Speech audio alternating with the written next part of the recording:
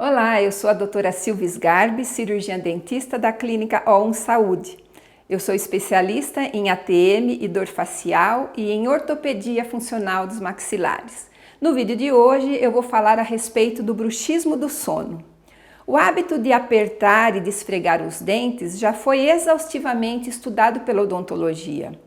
Atualmente, o bruxismo é alvo de estudo de outras áreas da saúde, como a psiquiatria, a medicina do sono e a neurologia.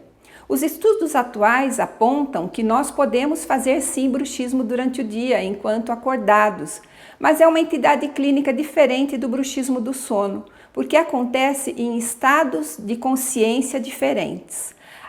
As pesquisas demonstram também que alguns antidepressivos podem causar bruxismo e piorar o bruxismo já existente. E também descobriu-se que nós podemos apertar e ranger os dentes não só na fase do sono REM, mas em todas as fases do sono. O bruxismo do sono ele é muito mais grave que o bruxismo durante a vigília, porque a pessoa não tem consciência da força que impõe ao sistema. E essa força pode causar desgaste dentário, sensibilidade dentária, além de dores faciais e distúrbios na articulação temporomandibular.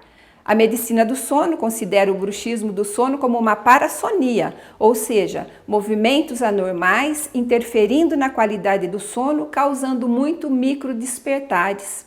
O tratamento vai desde o uso de toxina botulínica em alguns grupos de músculo, uso de aparelhos interoclusais, mudança comportamental, mudança do estilo de vida e utilização de alguns medicamentos. E um alerta aqui para os pais. A prevalência do bruxismo nas crianças é muito alta, mais de 53%. E naquelas que respiram pela boca, ao invés de respirarem pelo nariz, esse índice salta para 66%. Esse foi o nosso tema de hoje. Nós nos vemos no próximo vídeo.